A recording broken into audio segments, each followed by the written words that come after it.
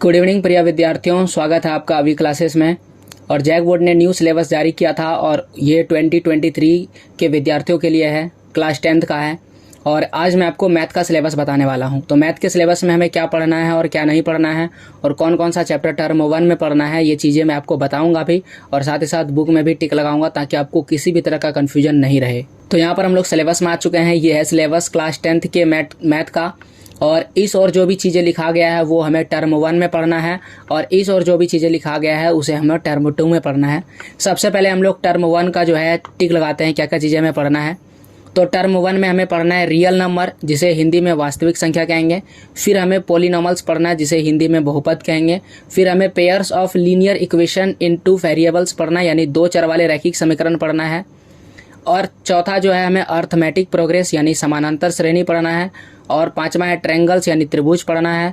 छठा है सर्कल यानी वृत्त पढ़ना है। और सातवां है एरिया रिलेटेड टू सर्कल यानी वृत्तों से संबंधित क्षेत्रफल, ये चीज़ें पढ़ना है। तो टोटल मिलाकर के 7 चैप्टर है जिसे टर्म 1 में पढ़ना है।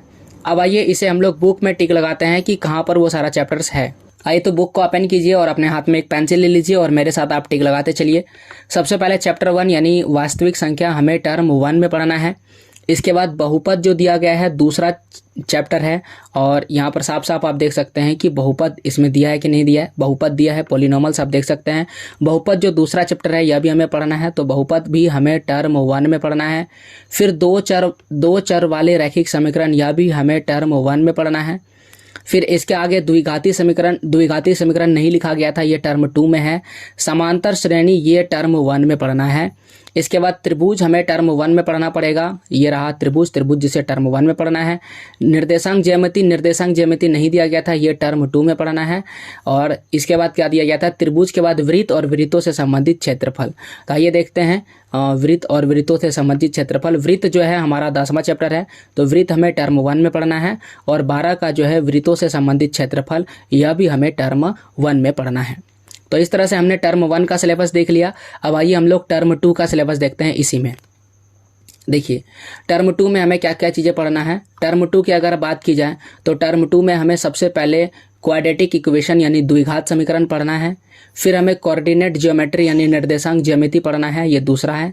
तीसरा अगर बात करें तो इंट्रोडक्शन टू ट्रिग्नोमेट्री यानी त्रिकोणमिति का परिचय हमें पढ़ना है। फिर सम एप्लीकेशंस ऑफ ट्रिग्नोमेट्री यानी त्रिकोणमिति के कुछ अनुप्रयोग पढ़ना है।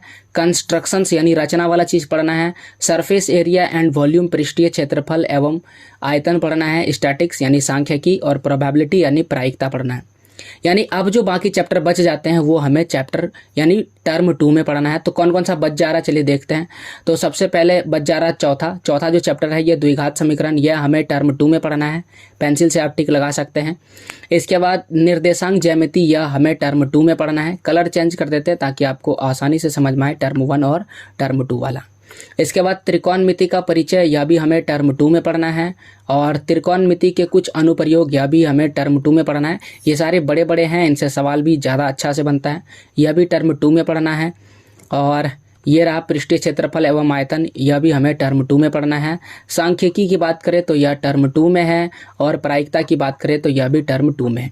अब एक बार पूरा अगर आप गौर से देखें तो 15, 14, 13 और इसके आगे देखिए ये 12 है, 11 है, 10 चैप्टर हो गया, 9 चैप्टर हो गया, 8 और इसके बाद 6 चैप्टर 7, यहाँ पर 8 के पहले 7 और 7 के पहले 6 के पहले फिर 5 के पहले 4 के बाद 2 और 2 के बाद हो जाएगा 1।